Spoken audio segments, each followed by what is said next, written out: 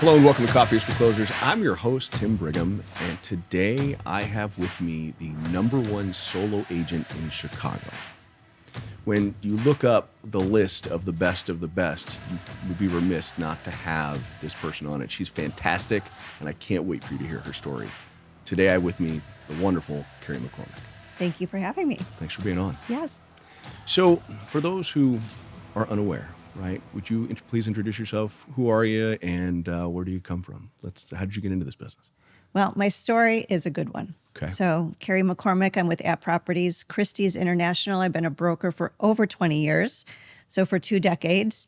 And I do have an interesting story of how I got into the business, and this dates back to 1999. Oh, wow. Okay. The fun days. So, the fun days. Yeah. Yes. Actually, life was a lot easier in the 90s. So, by spirit, I'm very rebel spirited. And my mother told me that as a young child. I never wanted to follow the rules. I was an entrepreneur at heart, and I knew that from a young age because I always had my own businesses, going from a lemonade stand to paper routes to starting my own book business. I mean, you name it, I tried a little bit of everything. Okay. Ended up in the corporate America, right? And in corporate America, you don't make the rules. You have to follow them. Right. Okay. So again, being rebel spirited, I was top of my game. I was always a very driving force in whatever I did. I always wanted to succeed, and I was doing extremely well. And one day, I don't remember what it was, but there was something that occurred that I wasn't happy with.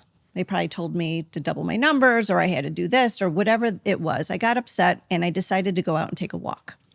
And at the time, my office was at the Aon building downtown. And I walked from the Aon building all the way into the West Loop, just kind of chugging along, thinking, blowing off some steam. Ended up in the West Loop, and there was a construction site happening. I stopped and I looked, and again, it was an active construction site. I asked, what is going on? What are you guys building here? The gentleman said, get off the site. This is, active construction. Diggers are going, gentlemen in hard hats. I continue to walk onto the site. Just curious what's happening here. And the gentleman by the name of Tom came over, and he politely again asked me to get off the site. And I said, what are you building? And he's like, we are building a residential building here. And we just started engaging in conversation. And at the time, I think I was the demographic he was looking for, at my age at the time, probably who he thought was going to live in the building. So he started asking me a bunch of questions just about finishes, what type of property, like, floor plan, et cetera. We got into a really great conversation. And he said to me, are you in real estate? And I said, well, yes, I am. Of course I wasn't, though. That's amazing. So, he's like, will you meet me at my office next week, Tuesday at 2? Meet me at my office. Great. I turned around and literally, I think, ran back to my office and thought, oh my gosh, I just lied to that guy. I told him I'm in real estate. How do I get into real estate? So class pops up. It's a week class, night classes. So I decided to sign up for the classes. And the next week when I met with Tom, I walked in, and of course you can't start a relationship off on a lie. Right. Hold on. So this is, you just completely made it up, started looking up night classes, and then set the meeting. I absolutely love this. Absolutely, I did. I absolutely love it. Always got to set the meeting. That's amazing. So I walk in, and again, not to start off my relationship with a lie. Right. I said, Tom, I just want to let you know, I currently do not have my real estate license. I'm signed up for the class. I'm scheduled to be done in class, and whatever the date was. And, he's just like, oh, that's fine. He could care less. But for me, it just felt good just to say it out loud, So right. We kind of cleared the air. Then we sat down. We went through, his floor plans, his finishes. And he said, do you want a job? And I thought, well, how much does it pay? And this is a development at the time, right? So I'm sitting in a sales center in a sales trailer. And he's like, it's commission. You don't make anything, until you close the deal. So he went through the structure, and I just thought to myself, again, I'm in corporate America. I've got a salary. I've got insurance. And I thought, this is what I want to do. I want to sell. I didn't know necessarily that I wanted to sell real estate, but I just felt like this was the right place for me. Wow. And Tom really believed in me. You know, he just thought I was dynamic with my presentation skills and, you know, how I spoke to him, and he took a chance. And so I literally quit my corporate job and started working in that sales center probably 2 weeks later. That's incredible. That's incredible. So I think the term they use is fake it to make it, right? Yeah. And not only did you do that, you landed a job right out the gate. And he must have seen something in you, right? Because he probably knew there was a little green, right? Asking certain of questions, course. right? But you had that grit enough to not listen, Right. jump in there and just get it done anyways and prove that you belonged. I think that's what's important in this job, though, is having kind of that focus and that drive. Yeah. And I really remember from that day forward, it was never about the money. I mean, money's great, obviously, and we work for it, but it really wasn't. I never focused on, I want to be number one. I want to make $1 million. It wasn't really that. It was just, my head was down. I was focused on learning the business. I wanted to know everything that there was about it, Yeah. right? And then once I figured it out and I knew it, how do I make it better? How do I create a better client experience? And that was a journey, right, for me, because the first 10 years of my career, I was in development. I worked for some of Chicago's most incredible developers, and I was surrounded. It was a man's world that I worked in, but they all were such great mentors. Wow. You know, they knew my drive and my passion for what I was doing and to be excellent, and they coached me through it. So I really owe a lot to them for my early days of my career. You probably learned, your experience in the beginning probably had to be a little bit more advanced because you had to learn how stuff was built and Yeah. how things were put together Yeah. versus walking into a house and saying, oh, do you like this? Do you want to buy Right. it? Right. It's a different skill set to sell off of plans or something that doesn't exist, you know. So I definitely feel very fortunate for the skill sets that I did learn. That's awesome. So who supports you? Like, do you have a team underneath you? I know that your numbers are pretty high in Chicago. You're the number one independent agent in Chicago, Yes. right? So how many people are on your team? So my team is very different than a lot of other folks. Oh. So this year we are approaching, or the end of 2024, we're approaching 200 million in volume. Wow. And I am the solo eagle. I am the producer You're kidding. on the team. Wow. So I have 4 people that support me, that support the team. So one of my taglines is 100% Carrie. So when you hire me, you get me.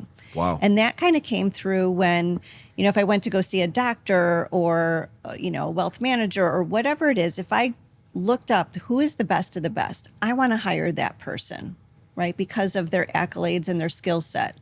And if they gave me a junior person, I'd be upset. I want that, we'll call it the doctor. So that's how I formed my business, is 100% Carrie. I have, again, 4 people that support me, from contract admin, I call it a pre-contract admin, post-contract admin, marketing, and concierge service. So all Wow. of these people believe in the brand that I built. They support the brand, which allows me to be in front of the client. So that's the first time I've heard this, where typically a team leader has, multiple agents underneath it. It sounds like you're doing all the heavy lifting, 100% Carrie. Yep. That's incredibly inspiring. I don't even know how you have time to be here right now. That's amazing. Good for you. So would you share where you get your business? Or do you have like a lead source, or how do you generate business? Well, it's, again, through the years, I've built on it, right? So when I was in development for that first 10 years, as I mentioned, maybe it was 10 to 12 years, I was in development. And then what I realized is, being in development, I had all these people that I had sold to, all the developments throughout the city of Chicago that I sold to. So I had an incredible database of people. When I flipped over to being general broker, which was after the market crashed, right? Because market crashes, developers aren't building anymore. Was this '08? This is '08. Yeah. '08, '09. I had to pivot. The development team kept me on because there was a lot of cleanup that we had to do. So they kept me on as long as they possibly could. So that was the conversion, right? You were doing development all the way up to '08 and then went, what I would say, independent, right? You no longer are working developers. You now have a giant book of business that you can now follow up with. Correct. Right? Correct. Okay. And I really started out with rentals because a lot of the people that I had met too, maybe because of age too, that they wanted to rent. And I built a great rental business as well. And that rental business obviously turns into sale and purchase, business as well. Of course. Yeah. So, to build up my portfolio too, there was a time I did Zillow leads. There was a time that I did, pay for leads, but really didn't work for me. That really wasn't the model that I wanted, right? So it was just getting cold leads, having to follow up with them. But again, I did it for a little bit, built up some more of my database, and then really it's all been referral. So you just said you're going to do 200 million and it's all referral? 100% it is. That's incredible. Yeah. I have not done Zillow leads or any paid leads probably for 7 years, 5 to 7 years. So it's been quite some time. But now keep in mind, we're in the social media mode, right? Yeah. So that can be a lead source if you use it correctly. So between my referral business and then my branding business. So let me ask you this, right? I love your social media. If anybody's not following it, you got to check her out. She does a great job. Talk to me about social media. Like, what's your opinion on lead gen through social media? I mean, some don't want to spend the time on it. Some absolutely love it. Yeah, I love it. So I started social media back in 2017. Okay. I know that date because it was one of the first posts that I did on Instagram. And I remember asking someone, what is Instagram? How do you do it? It was just, I took my first picture. I looked like a deer in headlights. It was very new, right? For me, at least. And I've totally embraced it, since that point. But I think one thing that's important is to understand who you are as a person and be comfortable with that. Yeah. I always say, be your own brand ambassador because, through my journey, I would research influencers or other real estate agents or whoever it was. And, you kind of take, tidbits of what they're doing. But if it's not really who you are and how you speak and your voice and your actions, people can see right through that, You reminded me of a story just now that I want to thank you for because I haven't thought about it in a while. My mentor in the business who brought me in, he used to sit right next to me and I would listen to him on the phone all day. One day I beat him and he walked over to my desk. I barely even knew the guy. And he comes over and he goes, "How did you beat me? How did you beat me?" And I said, "Hey, Tom, I can hear you." He goes, "Yeah." I go, "I just do everything you do, just a little bit better." And the whole office was like, whoa.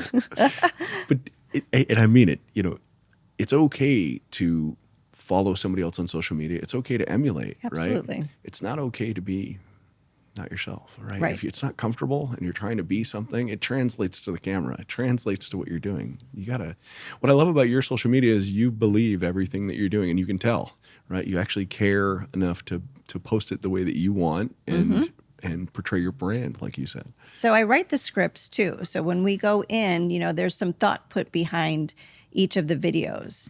And that's why they'll never be the same because every home has a story. I talk to the sellers about the home and what's important to them. And, I curate the storyline. So I do have a lot of input in, how I look on the video, what I'm wearing in the video, where the video is going, So again, my job is to sell real estate. I feel like my second job is a marketer. But, for me, it's really important to portray that. And some people say like they get to know who I am just from watching my videos. And that's truly who I am. I feel like I know you just because I've seen your videos. And this is the first time we've met. So, you're doing such a really good job telling stories and portraying, how you feel about, a certain property or the story behind it. How much business would you say you get out of social media? 50%. What? Really? It's probably 50% referral and 50% social. That's insane. Are you talking, so you must have somebody monitoring your socials or something, because you probably get a lot of DMs or something, right? But you're saying you get lots of referrals of people seeing content that you put out and then shooting you a message based off of it? Absolutely. Wow. Or it could even be someone referred me and then they see me on social and it's this, they want to make sure that I'm legit. Like, my friend Sally mentioned you. I did a Google search. I looked you up and now they see all my social. Google search is also a very important platform, to make sure that that's your resume now. That's your new website. It drives me crazy when I meet an agent and like, listen, you run your ship however you would like. I'm not here to be your parent, but if I go to Google your name and takes me 3 or 4 more clicks to figure out who you are, Right. You're in sales, right? You don't think clients aren't doing the same thing? And it's free. All you got to do is sit down and fill it out, right? Get it so it's out there. Ask for reviews. Put something out there so at least people can see who Right. you are. That's crazy. I mean, it's a free platform, as you just mentioned. It's mind-boggling of how, when I started in the business, I mean, there was billboards. I mean, there still is bus benches. There's postcards. There's magazines. Magazines charge an arm and a leg for an ad. Yeah. I can put an ad on social media. I could even put $100 behind it, which is unbelievable. I can reach the world. It's the most incredible platform that we all should be taking advantage of. What's your favorite if you had to pick one? Instagram. Instagram? Mm-hmm. Yeah. You get the most business out of Instagram? I probably do, but I just find it's easy for me to use, and I feel like I've mastered it, so I love it. That's awesome. That's awesome. So let's say that we have an agent who is mediocre or newer into social media. Any advice on how to get started besides, obviously what is Instagram? Right. Any recommendations? Well, again, I think just be your own brand ambassador, is be you. Okay. Speak from the heart. I think, again, it has to match when they meet you in person. They don't want to have this, scripted person online and then they meet you and you can't hold a conversation with them. So make sure that, you are who you are, and just get in front of the camera, and do it every day. Practice. No one's comfortable in front of the camera. So One of my coaches earlier in my career, he walks into a room one time and he goes, "You guys are so funny. You're so funny with your fancy cameras and all your stuff." And we're like, "What?" And he goes, "I make more money than all of you. Okay, I just want to be clear. Like I know I do. Let's be real." And he goes, "You want to see what I shoot my content with?" He goes, "Watch this." And he pulls out a flip phone, Yeah. turns it on, shoots a video, and posted it. And he goes, "The point of that was not to make fun of you. The point of that was you guys spend way too much time trying to make it perfect. Sometimes you just got to get your message out." Right. Don't get me wrong. Your brand is very important. But if you're doing nothing or you're waiting way too long to put things out, sometimes you got to get your message out so people know you exist. Right. Right? Get it out there. So, Carrie, I got to ask you something that bothers me, and I'll lead it in a certain way. COVID really messed me up. And I'll be honest, I'm just talking about me. The industry, it is what it is. We had ebbs and flows, but I think we had a lot of people come in. I've been doing this for quite a long time, and I felt like I was pretty dialed up until COVID. And year 1 was interesting. Year 2 was abusive, right? It just got to the point of like, this doesn't end, which boo-hoo, Yeah. you've got business. But it did get abusive. It got to the point of like, you don't ever get a break. You don't ever get to hit pause. And then it ended. Right? All of a sudden, it turned into something where you really had to reevaluate yourself. And for me, I think I had to get some good people in my life to talk to me and walk me through it, Yeah. because I had to figure out who I was. Of course. Talk to me about COVID. What's your opinion on what that did to the industry or even yourself? Well, I feel for me, since I've been in it for a long time, I went through that in 2008. So we had a boom and a bust, right? Yeah, right. And just, our market goes up and down. So, pre-2008, I don't want to say I was an order taker, but, I worked on, again, I was a development and I worked on some buildings where I literally sat at my desk and took orders. Oh, There was wow. no skill set to that, Yeah. and it was, come in, which unit do you want? Let me write up a contract. There was one year I sold like 372 units. And, again, I'm young. I was a little pompous at the time, and then, '08 hits Yeah. and everything's gone. Right. So what I learned from that was, pivoting is important and reinventing yourself and figuring out, where the market is and what you're going to do. So I was very successful at that time of pivoting. I went into restructuring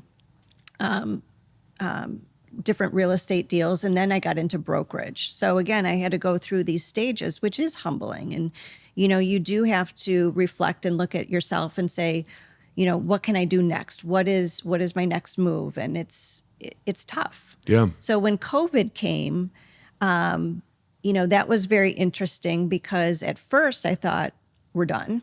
That was my first reaction is the real estate industry's not done, but it's I watched the treasury fall, and I was right. like, "Oh, this is great! Oh, it's gonna keep going." Yeah, and Wait, going. and like I remember like cold sweat. I'm looking around, going, "Did the world just end? Like Yeah. what just happened?" I think we all felt that way. Right. Right. And I remember getting on Zoom calls with people saying, like, I'm done. I'm going to move back home. I'm done. I'm going to go back into marketing. I'm done. I'm going, to the Bahamas. I'm going to live there. Whatever it was, everyone just kind of started to dissipate Yeah. and expect the worst. And I remember sitting, it was in my dining room thinking, how am I going to do this? And all of a sudden, the market took off, right? And then I said to myself, how am I going to do this? So, but it was great because again, when things are either good or bad, you have to learn different skill sets, right? Right. I had to all of a sudden scale my business, and hire more people to handle it. And Facilitate again, it, right. I wanted to provide good service, and I can't provide good service if I don't have the support. So, I grew my business through that. And then, of course, the boom ends. Here we are again. So, sometimes I'm appreciative of my age because I've been through so much. I've been through the ups and the downs. But this is where the real people are going to shine, Yeah. right? Is the people that understand how to get through a slow market, how to deal with a busy market.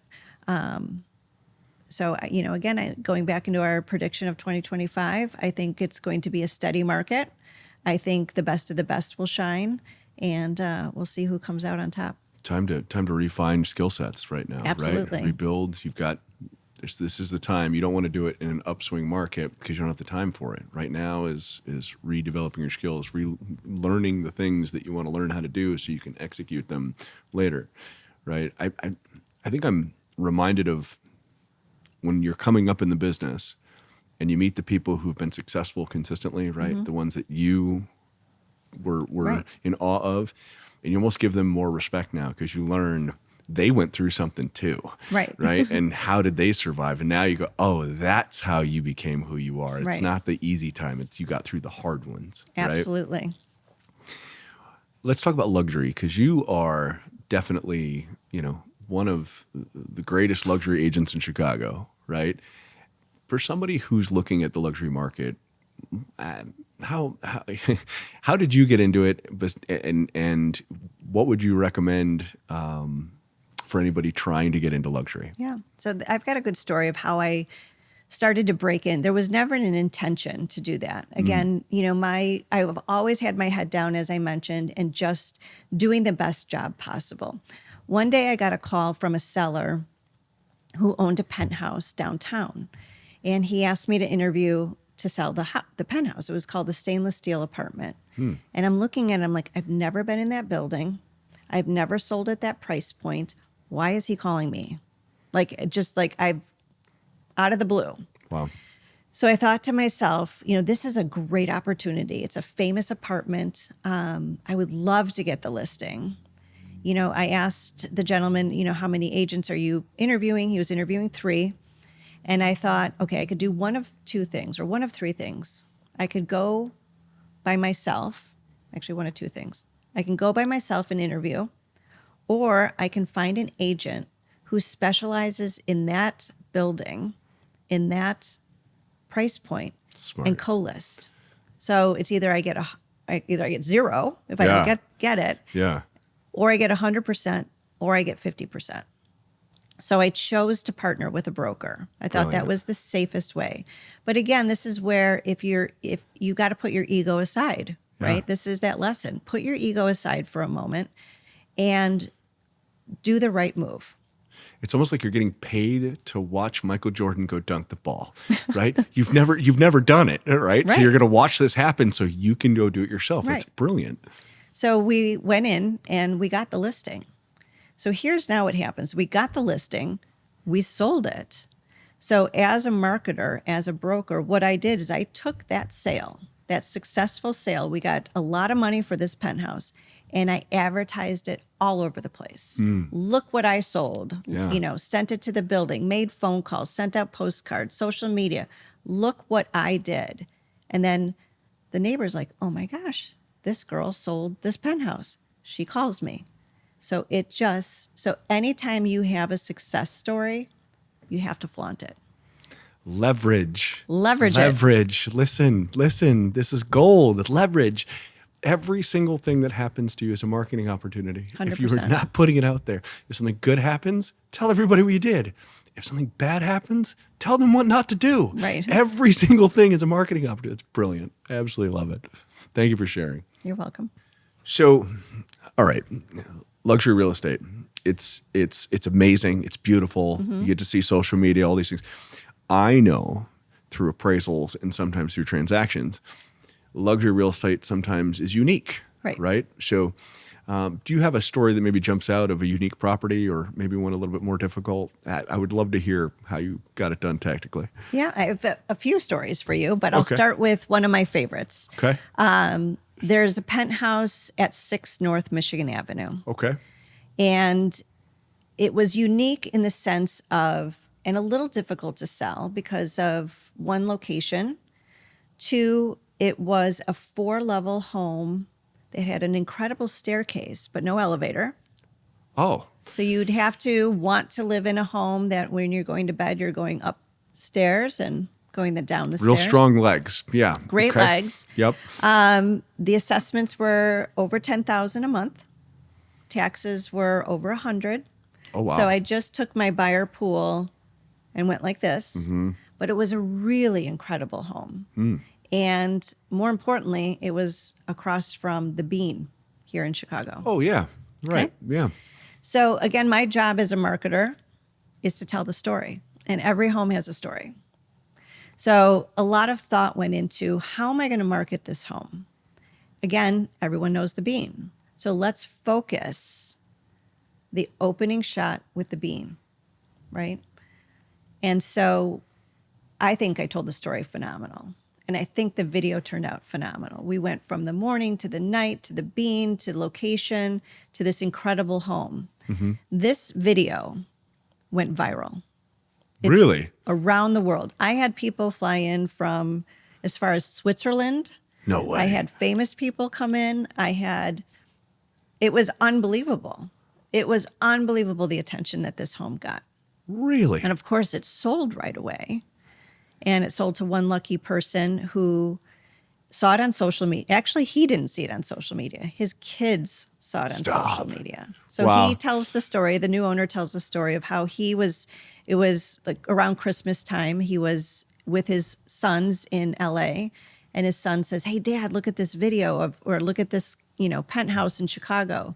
His dad looked at it, flew in the next day and bought it. Oh, wow. Oh, wow. That's incredible. So it's really about storytelling, right? And Yeah. our job as marketers is to understand the property, understand the value of it and the important features and aspects of it, and communicate that. Yeah, and you have a product to sell, right? You need Correct. to focus on the benefits of the product. You need to focus on, the beauty of the home, right? And also that they probably now have the strongest legs in Chicago. That's fantastic. Going into 2025, where do you see the market going? Where do you see the shifts? I think it's going to be a good market. And the reason I say that is I just feel it, from people that I talk with, and people are just feeling better about the market in general. We'll see what happens with interest rates. Obviously, that drives the market and supply and demand. But I would say my job is to create the supply. So, part of my plan for 2025 is really picking up the phone and calling people, educating people on the market and where the values are. Because I think there's a lot of people who read the headlines and they think that Chicago's not doing well, or there's, the crime, et cetera. But really, I think we're going to have a very healthy market in 2025. But I'm always optimistic about things too, positive. I agree with you, and I think the data is telling us that we've got we've got an inventory problem, right? Some of that will show up springtime, right? But my phone's ringing all day, and it sounds like yours is too, of demand of people. It's they just can't find the thing to buy. So once that starts popping up, it's not from a lack of demand. It's just there's nothing to buy. I think the challenge, though, for us in the market is finishes. So there's a lot of homes or units that have early 2000 finishes in there that they're dated, and some people just don't want to take them on. Gotcha. Take that work on. So, finding solutions for our clients or pricing them right will be important just to keep the inventory moving. But if you heard what she just said, right, let's back up. When she started into this conversation, if you're listening to this, she said she's going to make phone calls to her clients. She's going to make phone calls. She's going to pick up her phone and call people. If you're somebody who hides behind email, if you're somebody who hides behind automation, I use automation. I love it. I do emails too. I do all the things. But I pick up my phone and I call people. You have one of the most successful agents to ever be on the show telling you she's picking up her phone, and she, not her team, is making phone calls to talk to her clients and educate them. That's why she is where she is. That's incredible. What do you have like a system in place? No. How do you keep? No, you just My system's in my head. No, I mean, I do have systems in place, but I'm obsessed with my job and what I do. And my brain is I just know who to call. Wow. I've got my database, and, I'm watching the market, and I know who wants what, and I know who's been in their house long enough. Could I be more organized with that? Absolutely. But a lot of times I don't like to rely on the automation because it's only as good as the data that gets put into it. So if you're not putting the right data into it, it's not going to give you the right data out. Yeah. I've got my own system in my mind, and that's how it works. That's pretty cool. I think it's the first. Well, no, that's not true. Craig Fallico came on here, and he said that he does a random thing where he just shoots his phone, and wherever it stops, he calls. I was like, Craig, that's what you do? He said, yeah, it works. Sounds like you just almost, it just shows up and you go, I need to call this person. They've been in their house long enough. There's times like I'll be driving and, I'll drive by someone's house, right? And I'll pick up the phone and I'll say, hi, Sally, I'm just driving by your house. I know you've been there for 5 years. I just wanted to check in. I gave a little honk outside. So if you heard someone honking, it was me. And just have a conversation. You're driving by your client's house. You have to be driving by your client's house every once in a while. Pick up the phone and call them. So randomly. I do kind of have my little system in place. Do you have, do you do events? Are you a big event person? What do you do? What do you do for your business besides make phone calls? Yeah, I'm not a big events person, which is interesting. I don't know if I've ever admitted that I'm not a big event. I like going to the events. Around the holidays, I like to support small businesses. Okay. There's nothing wrong with that. And so, for example, we just did one at City House. It's one of my favorite little shops in the city. And I just did like a holiday shopping event there. Or I'll do a Veronica Beard. Or, I just kind of sometimes do it off the cuff. One of my clients lost her mom to breast cancer. So we did a little fundraiser for, breast cancer and supported a small shop that she liked. It's kind of more organic things like that have, at least to me, a little more meaning behind it. I'm not doing an event to get business. I do it more to support a business. Because I always feel that when you give, you get back. That's what I've learned, and it comes around. So those are the type of things I like to do. Nobody ever goes broke giving back. Right? No. I it's the best feeling in the world. Right? Because then it's easy to stack numbers. It's easy to do all these things. But what are you going to do with it? Right? It's a better judge of a person of what they're going to do once they see that success. Right? One tip that I would say, I know you didn't ask this question, but it just came to my mind. I love it. Go. Is because you had asked about like new people getting in the business. Mm-hmm. And one thing that took me a long time to learn, which I've learned now, is ego. And I think we're in a business with a lot of ego. Yeah. Right. I agree. And I was one of them, from my corporate days of having ego and thinking I was the best in the business to, and again, in real estate, especially when you start getting a little successful and making some money and buying nice things, you get a little egotistical, right? So here's a quick story for you. I went into a listing appointment years ago, and I was the 5th broker that they interviewed. Knock on the door. They answer the door. I could tell that the seller was a little fatigued, because again, I knew that they was doing them all in a row because when I arrived, there was another person in the lobby. There was someone leaving. So you kind of see like the train going in and out. And you got 5 type A's in a row. Oh my gosh. It's going to be exhausting. And I just thought like, oh my gosh, I'm like the last one. I'm sure these people are like so like done to be talking to real estate brokers. Yeah. So the gentleman opens the door, and again, I could just tell by the look on his face. He's just like, come in. Let's kind of get this over with. So I walk in. He goes, "Let me guess, you're the number one broker. You've sold this and that." He was kind of like mocking, And I sat there and I looked at him, and I'm thinking, like, I said, his name was Bruce. I said, "Bruce, I'm not the number one broker. I'm number." I don't remember what I was at the time. Like, I'm number 7, or whatever it was. I'm like, I'm not number 1. I'm number 7. And I haven't sold over $2 billion, whatever he said. I was just like, that's not me, Bruce. I'm really sorry to disappoint you, but those numbers are not mine. He goes, "Well, what are your numbers?" So I told him the truth. And I had a little sheet, and I said, this is where I stand in the market. I said, but more importantly, not about my numbers. It's about what I'm going to do for you, Bruce, and how I'm going to sell your house. And let's talk about you, Bruce. And, we started going there. And he goes, "Oh my God, this is so refreshing." He goes, "Everyone that walked in the door, everyone's like, I'm number 1. And this is what I did. And this is what I. He goes, "You're the first person that asked me about me." Oh, wow. He goes, "You're hired." I didn't even get through my whole presentation. I didn't even give him a price on his home. He was just so relieved that I didn't come in and brag about myself. I mean, obviously in our business, we do have to a little bit. Yeah. But, really it's about the client experience. So I think that's one thing to remember is we're in a service business. Our clients want to know. And again, think about anything that we do. If we went to a doctor, tell me about what you're going to do for me. And that's what our clients want to hear. So that was a big lesson and turning point in my career. I say that all the time is that a lot of people forget, because don't get me wrong, yes, once you become successful, there's all these things and accolades that come along with it, right? And magazines and awards and paychecks. But I think that somewhere along the way, some people forget that what we do for a living is where somebody puts their kids to sleep. I say this all the time. It's like, I hate when somebody uses the term deal. It's like, it's not a deal. That's somebody's house. That's where, if we get this wrong, they don't get to go to the school. They don't get to grow up in the neighborhood. And every single time slowing it down like you just did and making it all about the client, obviously that's why you're so successful, is because you're making it about them. It's not, you provide a service versus I'm number 1, I'm this, I'm that. Nobody cares. I mean, that's cool, but they care more about what are you going to do for them. Right. That's pretty neat. So I think that carries over to your social media too, now that I think about it, because obviously you're making it all about them and not yourself. I just realized that. Great job.